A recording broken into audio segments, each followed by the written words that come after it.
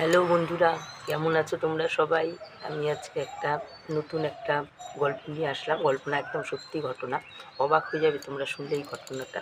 এটা আমার নিজের ফ্যামিলির সাথেই ঘটা ঘটনাটা। আমার কাকাতো ভাই এখানেই থাকে, আলিপুরদুয়ারেই থাকে।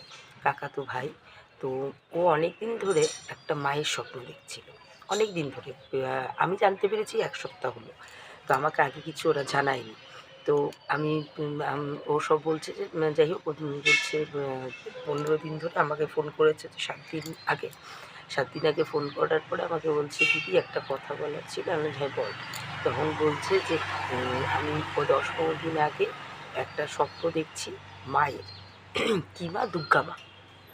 দুর্গা মা দেখেছি প্রথমে, তারপরে আস্তে আস্তে দেখছি অন্য একটা মুখমণ্ডল। সে মুখমণ্ডলটা আমি ঠিক চিনি না, মায়ের ওই মুখটা আমার ঠিক বুঝতে পারছি না। তারপরে এই স্বপ্নেই ও আদেশ পেল যে আমি মা চামুণ্ডা, আমি মা চামুণ্ডা, তুই আমাকে ঘরে প্রতিষ্ঠিত কর এবং তুই আমাকে পুজো দিবি। তো ও আবার কী করেছে, বাড়ির ফ্যামিলিতে ওর নিজের বউ আছে, ছেলে বা মেয়ে আছে, ভাই আছে, ভাইয়ের বউ আছে, তারও একটা ছেলে আছে, বিধবা মা। আমার কাকু অনেকদিন হয়ে মারা গেছে, তো তার মা। ব্যাস, এই কয়েকজনের ফ্যামিলি। এখন ফ্যামিলিতে কী করেছে, ও কাউকে কিচ্ছু বলেনি স্বপ্নের কথা, কি দেখছে না দেখছে। ও কী করেছে, কোথার থেকে অনলাইন সার্চ টার্চ করে কাকে অর্ডার দিয়ে অনলাইনে মা চামুণ্ডার ফটো, বেশ এত বড়, আমাকে যে দেখিয়েছে বেশ এতটা বড়, অনেক বড় একটা ফটো নিয়ে চলে এসছে। নিয়ে আসার পর ওর বাড়িতে বলছে, এই যে আমি এই ফটো স্বপ্ন দেখেছি, তোমরা এখন এটাকে পুজো করবে, আমিও পুজো করবো। কিন্তু এখন বাড়িতে যেহেতু পুজো আত্মা সবাই ভালোবাসে, সবাই করে, তো ঠিক আছে কর পুজো, ভালো কথা, পুজো কর। পুজো করতে করতে 15 দিন হয়ে গেছে। পুজোতে করছে, ধূপকাঠি দিচ্ছে, বাতাসা দিচ্ছে, এরকম করতে করতে 15 দিন হয়ে গেছে। যেদিন আমাকে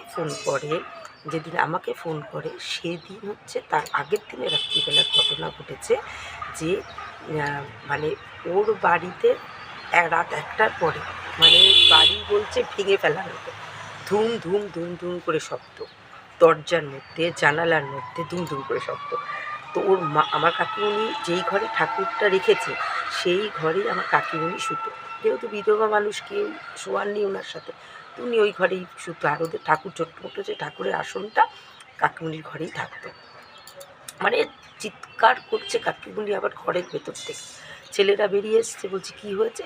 বলে আমাকে ধরেছে, আমাকে পাগল করে দিচ্ছে, আমাকে ছাড়ছে না। তখন ছেলেরা বলছে, কে ছাড়ছে না তোমাকে, কী হয়েছে? মা আমাকে ধরেছে, আর কিচ্ছু বলতে পারছে না, মা আমাকে ধরেছে। বলছে নোংরা, সব নোংরা।